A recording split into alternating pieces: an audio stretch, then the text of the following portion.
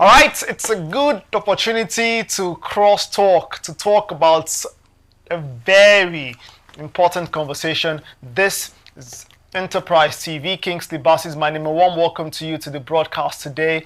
Now, let's get to the conversation for today. By the way, before I tell you what we're talking about, let me introduce you to my guest. I've got political commentator Gbenga Yonuga Paul. He joins me virtually today. Gbenga, thank you so much for joining me. Thank you for having me on the show. Good morning. Thank you very much.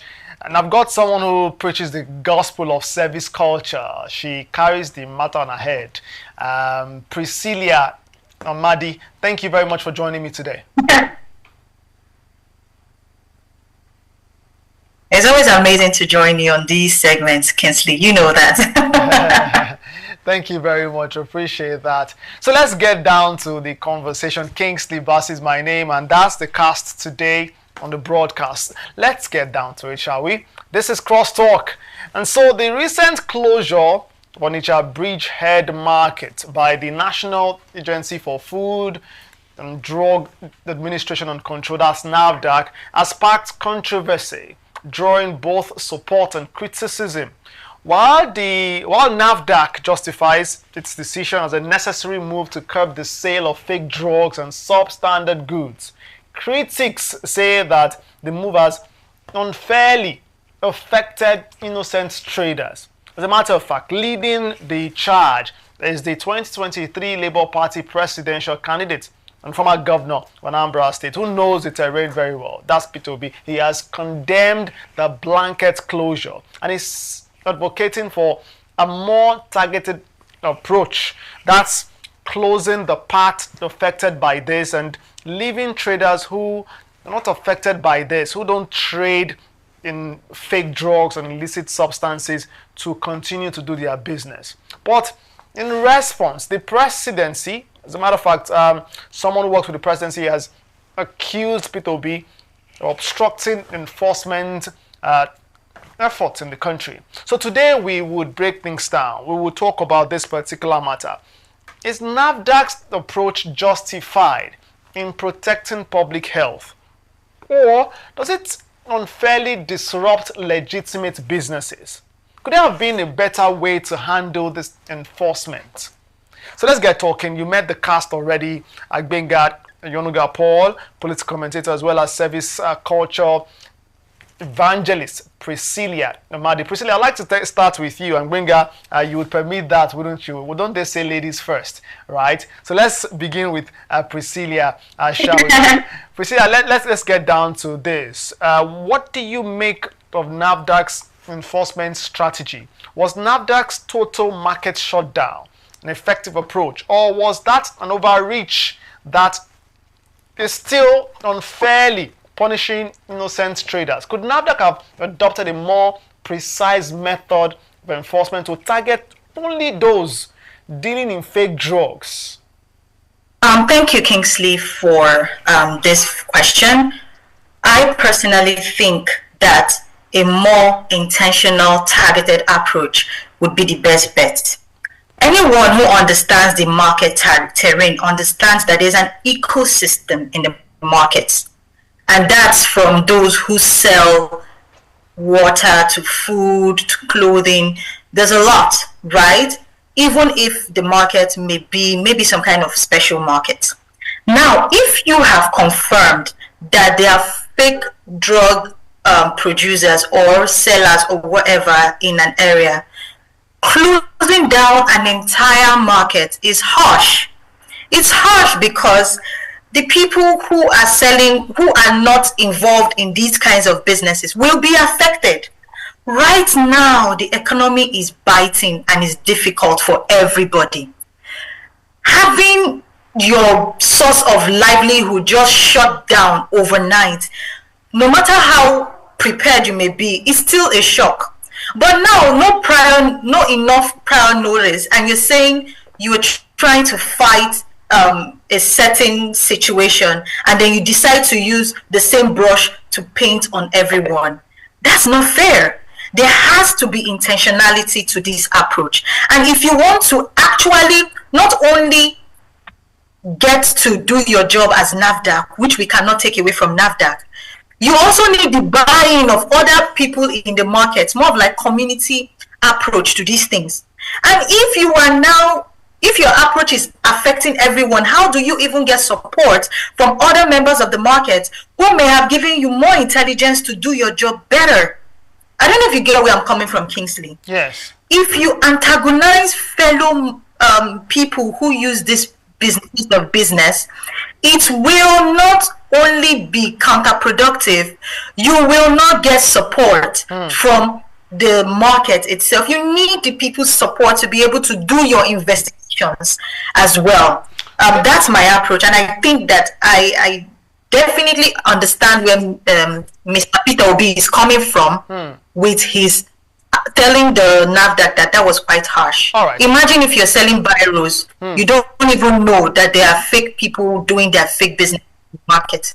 It will definitely worry you if you come to market on one certain day expecting to make sales, maybe for your school fees or for your feeding or for your house rent, which is very, very hard for Nigerians right now, and you get there and the market is closed because of some people. It doesn't make any sense. Benga, do you think this makes sense? Do you Priscilla did throw the question at me to say, do you get where I'm coming from? Do you get where she's coming from? What do you say?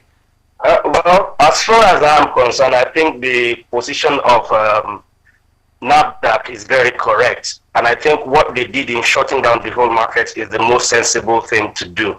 I would want to disagree with Priscilla on the area of getting the buy-in of fellow market people to gain more intelligence. What she's saying is correct in an ideal situation, but if you have grown up in Nigeria long enough to know the way Nigerians think, behave, and act on things, you will know that if a shutdown of market does not affect everybody, nobody will come to work with the government to flush out the bad eggs among them, because all of them, everybody in every market knows the bad eggs. I can tell you that for free. I might not know Onitsha market 100%, but I know several markets, and I've been in several markets working. There was a time when I went to learn trade at the computer village, for example, during my undergraduate days. Anytime there is a break, I go to learn trade, repairing of phones and laptops. And you see that everybody in the market know where the bad guys are operating. The bad guys at different levels. Some people will bring in iPhone, for example, and then they will come and repackage it as new, used iPhone. They will come and repackage it as new. Even if you buy new iPhone and maybe due to handling by customs or whatever, the nylon got torn off and you want to repackage new nylon, there are places where it is done. So if this is causing, I'm using that as an example, that in the case of NAFDAC, those who are selling the fake drug in the market, the other marketers know them. So if you shut down a section, maybe the pharmaceutical product section of the market alone, they have stores in other sections because they have also anticipated you. So you see somebody selling pharmaceutical product, having store in maybe clothing material, that's warehouse in clothing material section, having another warehouse in mechanic auto spare parts section, such that even if you close down the store inside the pharmaceutical subsection, it can still operate as usual, which will defeat the efforts of NAFDAC. But now that everybody's shop is shut down, I'm sure that the market leader, with their desire to have the issue resolved as quickly as possible, they will by themselves collaborate with NAFDAC to help flush out the bad eggs among them. But if it were not done this way, that it affects everybody, you will see that they will be aiding and abetting all this because you see the value chain cuts across everybody. Take for example, there was a time when FBI did a lot of crackdown on Yahoo boys in Nigeria. I know friends in who sell phones and phone products who were crying of hunger at that time, because the way they make their profit is that this boy sells phones to them at cheap rates, and they will sell. So you wonder how an iPhone sells for cheaper in Nigeria than in US, where it is coming from, than in UK. So I'm just using that as an example. Sorry, it's not a personal attack on those, but what I'm saying is that if you don't shut down the system as a whole, the whole market, yes, some people who are doing their daily business are affected. It is called collateral damage, and it happens all the time. After all, it is not the people who are fighting in DR Congo that are being affected. There are collateral damage in everything in this life. Even when the market was not shut down, the people who are collecting tolls, they are making people collateral damage all the time. So it's just because this one is government that we are thinking that they have done wrong. But for me, I think that they have done right, and doing this will help get the solution they want faster. Priscilla, very quickly, let's get your reply to Gbenga's thoughts on that before we look at other parts of this conversation. All right. Here's my reply to Mr. Gbenga. Mr. Gbenga, I understand that we as Nigerians, we are used to authoritarian / dictatorial approaches to everything.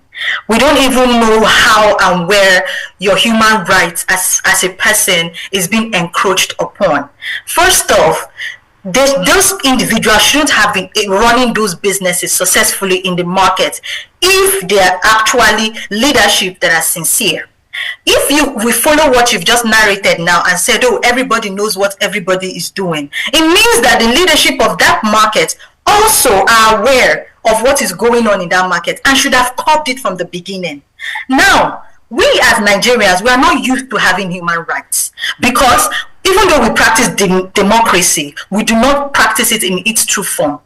Every single individual in that market that is a Nigerian has rights, both constitutionally protected and even protected as a human.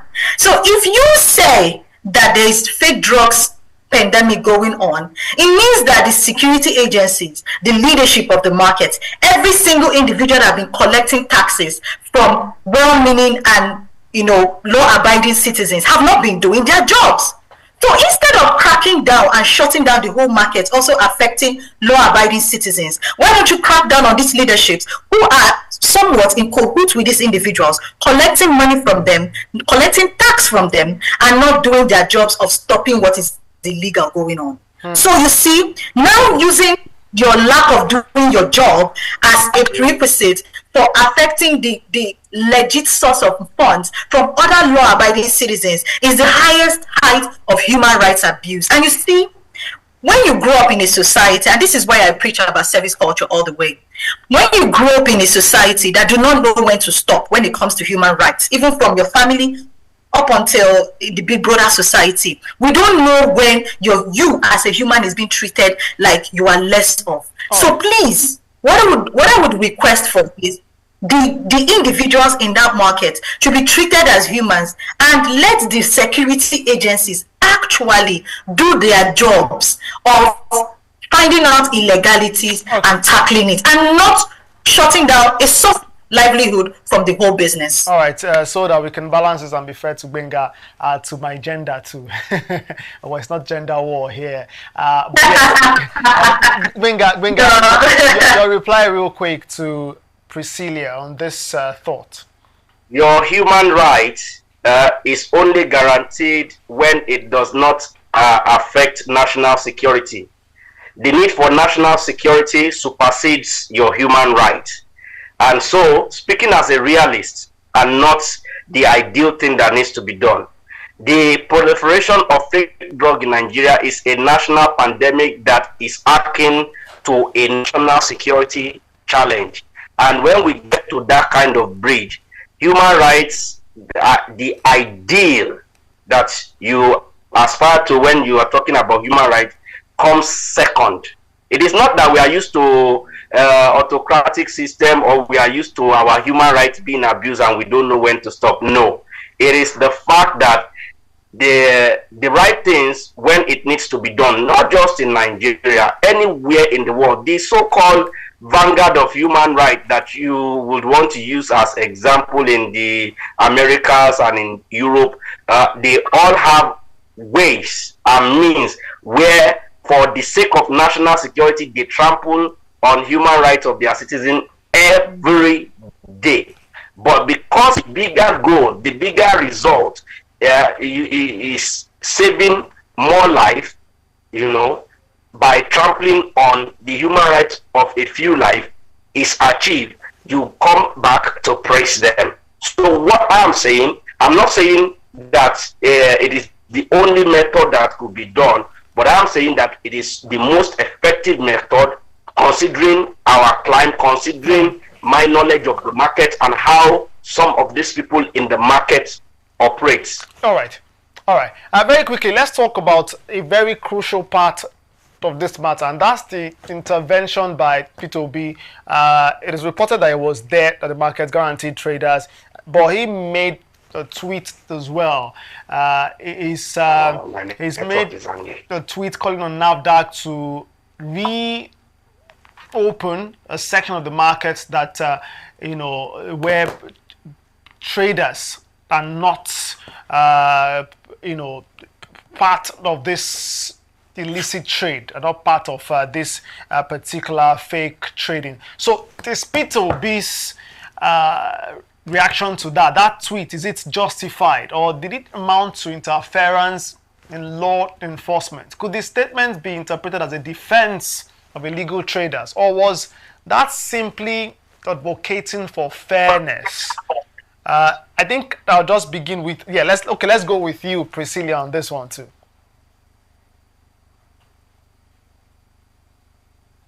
Well, you have, would I say, this is one of the million reasons why, I support a lot of the policies he puts out there, because two of us, we connect on both on very, very core level, and that's on service, right? Like I stated earlier, and I'd like to reiterate, if we are actually ready to fight corruption or fight crime, we know what to do. Not all these shambolic shows of of power and oppression, because with good intelligence and good policing, you know where these criminals are and you know where to go find them. You can even trace their activity from the port of entry down to the various shops. So if Mr. Peter Obi is rightly saying that you can't shut down the whole market because of a few individuals, how about the livelihood of those that are not involved in this? He also advocated that those that are involved in this to be dealt with. However, those who are not interested should not be stopped from doing what they need to do. And there's something he said that is very interesting, and I agreed with. He said that, you see, it is good for people in power to understand that most of them may not have been involved in trading, and you and I know that a lot of these people are just career civil servants and career politicians. Some of them have not actually built any source of any business or any form of, anything of value to the society, apart from just going to work and coming back and being in ministry. So when it comes to business, if you have been in business, you know that the business terrain is very difficult. The way to be able to create value around the business terrain is difficult. So when you see traders that are not even involved in a lot of things, and not even, here's what's very interesting. In these markets, there are hierarchies to these things. There are leaderships, there are security agencies, there are tax collectors. All these people are forms of leadership over traders in the market. So why are traders bearing the brunt of people who didn't do their jobs? Why? Because I don't even get where I'm coming from, Kingsley. At the leadership of the market, they are also the traders. Most of the kingpins, big drugs are in the leadership of the market. So I want to catch you now for bringing in. Just a moment, Mr. Mr. Just a moment. Mr. Benga, just a moment, and let me clarify you on that. Not every member of the leadership, if you actually have a shop in the market, you will know that not every member of leadership actually are traders. Some of them are sent there to do various tasks. Some of them don't have shops at all. But that's besides the point. The point is this: if you have someone that is responsible for, let's say a CEO is responsible for a certain business or an organization, and then the organization is going through maybe corruption practices, do you quickly sack all the staff, or do you quickly go for the leadership of that company first before further action is being done? Right. I would love to see a situation where leaderships, Kingsley, just a moment. I would love to see a situation whereby security agencies that are stationed in these markets, leaderships, actually face the brunt of their incompetence. I would love to see such situations, because having traders who do not even who do not even have a say, the brunt, it's not fair. Okay, let's get Gbenga to respond before he loses his line of thought on the response he was going to give you. Gbenga.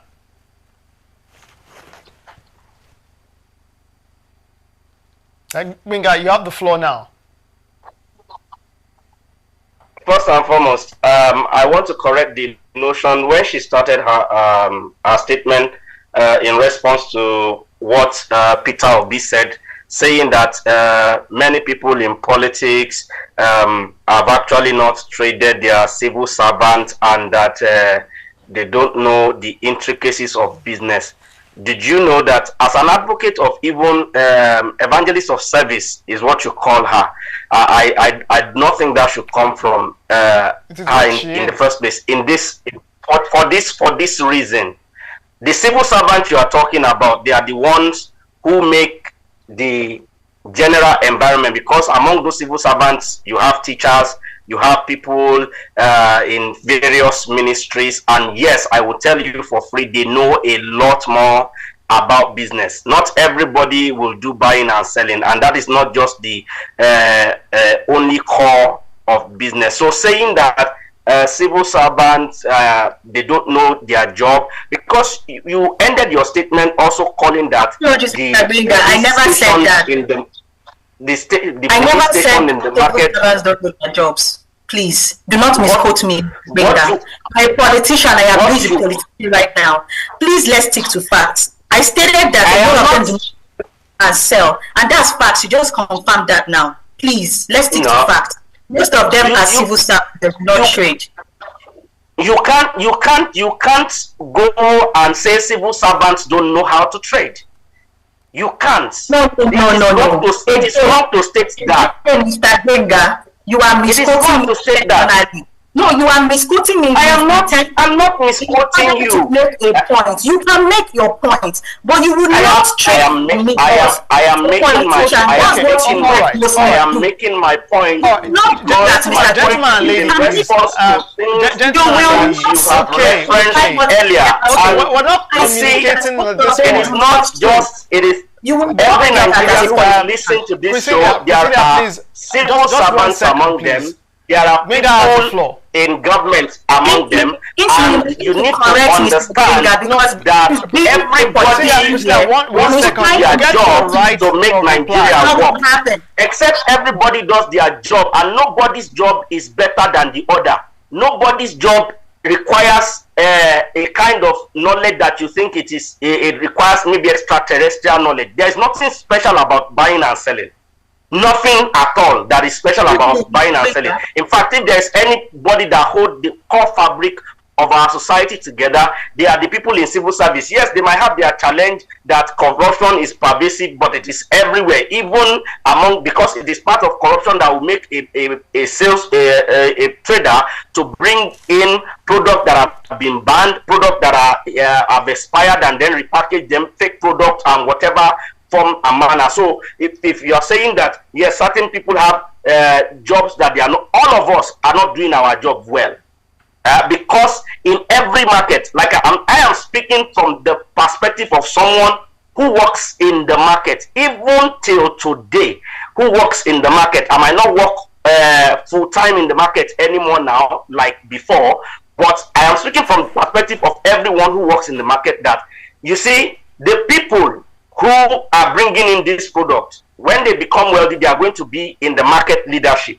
They are going to be part of the ESCOs, part of the committees, part of this, part of that. And so, if governments come in without weighing the big hammer, they will always sabotage government. And when you gave an example of if there is a corruption in an office, do you sack the staff? This is not akin to sack. Our network like that with Gbenga's connection, but hopefully we can very quickly reconnect so that we can wrap the conversation. Gbenga, if you're there, we need to wrap the conversation now because of time. Very quickly, while we try to reconnect with Gbenga, hopefully the connection gets stable. Priscilla, let's get your final thought on this.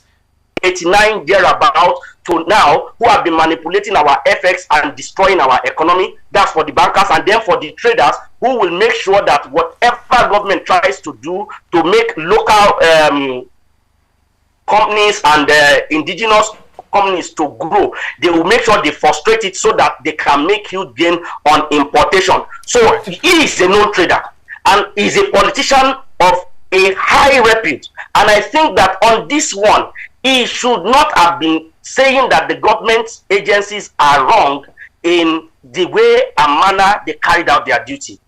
Rather, he should commend them and encourage the market leader to find a way to collaborate with the government agency so that they can bring solution quickly. He would have stayed there, nobody would have been able to hold him to anything. But when he speaks like this, we'll say, okay, because he's a trader, so maybe he is even among those who are sponsoring these fake drugs to come into the market, and his business is being affected, and that is why he's playing to the gallery, just like that. All right, so let's close now. We've got to go very quickly in just 60 seconds. Priscilla and Gbenga, please, 60 seconds. Priscilla, your final thought on this. You've said a lot already. You've heard Gbenga say quite a lot too. So what's your final take, especially in terms of alternative solutions to this? These traders, they are still crying. They are still hoping that this their shops would be reopened and as soon as possible so they can get back to doing business and feeding their families, paying their bills. What do you say? What's your final thought? 60 seconds. My thoughts are this: politicians should get out of the way and not keep affecting the quality of life, and they should stop affecting the value of human rights. You can do your politicking anywhere you are going to, but here's the fact: the economy is terrible on Nigerians right now, and whether you want to do things to look good or not, the fact is there are actually Nigerians that are affected by the direct actions of these stakeholders. And if you keep doing this, where are you pushing Nigerians to? So please, by all means, do not use a general approach to things. Tackle this head on, do your intelligence, call out the incompetencies. We have a lot of incompetent individuals in leadership that shouldn't have been there in the first place. And this is what we are suffering from. So please, tackle these people, remove incompetent hands from places, Kingsley, and then stop affecting the livelihood of Nigerians. The economy is bad. Inflation is killing. House rent is out of the way. Please, tackle these things, do your right intelligence, do your correct policing, and politicians should stop politicking everything. Thank you. Thank you, Priscilla. I'm wondering why you mentioned my name in the middle of that final thought. I'm not a politician. And I'm not in your No, you are not a politician. But Gbenga, your final thought, 60 seconds, please. I'll speak to three people quickly. The first one is to the market people, the ordinary, everyday market people. For every challenge, it presents an opportunity to look inward and find alternatives around the challenge. When Tejuosho market was to be reconstructed, my aunt was affected. Rather than crying about she even want to commit suicide at that time, what we told her is, let's go find money so that by the time this market finish construction, you'll be able to buy, be among those who buy a shop there. We were able to look around how to turn the sour situation of that time into good. In this sour situation that is affecting you, there are low-hanging fruit you can pick. You know your market, look for it and then pick it. For the market leaders, cooperate quickly with government to flush out bad eggs among you. We can talk from today till tomorrow. There are not enough policemen, not enough army, not enough NSCDC officer to police the whole of Nigeria. Even the director of DSS said as much recently in an interview. So we need you, if you are truly interested, rather than crying about and dancing to the gallery, you cooperate with the government and flush out the bad eggs among you. The third one is to politicians, both opposition politicians and the politician in government, is that whatever needs to be done to keep Nigeria free of all these menace of fake drug, fake spare parts, fake products entering into the country must be done, and oppositions must not stand in the way. But while doing it, the people in the government must look at best practices possible in order to find solution without creating more problem. That's my 3 points. Oh, well, thank you very much, Gbenga, for your final thoughts, and thanks to for your time. Gbenga Yonuga Paul is a political commentator. One more time, thank you. Thank you for having me. Priscilla Madi is a service culture evangelist, one who carries the gospel of service culture about. Priscilla, thank you so much for your time and your thought on the program. It's always great to be on your channels, and yes, it's good to have a conversation with Mr. Gbenga as well. I like that friendly one there, so that you won't be making enemies with a politician. I see what you did there. Well, yes, thank you so much. No, I don't have a problem. There is never enmity anywhere. Of course. Don't worry, catch a joke. Don't worry, catch a joke. It's. I'm joking already. Yeah, good. It's all for good and for national development. It doesn't matter where we stand as regards our point of view, as long as you're doing that with the goal being national development in mind and for the good of Nigeria. That's the most important thing. So you can be on the right, you can be on the left, but it's important that, as we did today, respects the views of everyone involved in the conversation. I'd like to thank you so much again for your time. And well, you're watching. You want to make your thoughts known to in the comment section. Let me know. I'll be reading right there in the comment section what you think about it, whether you're left or right, whether you are for Priscilla or for Gbenga, or where your thought lies really on this matter. Thank you so much. It's been Crosstalk. Kingsley Bass is my name. Until next time on Crosstalk, keep watching Enterprise TV. Bye for now.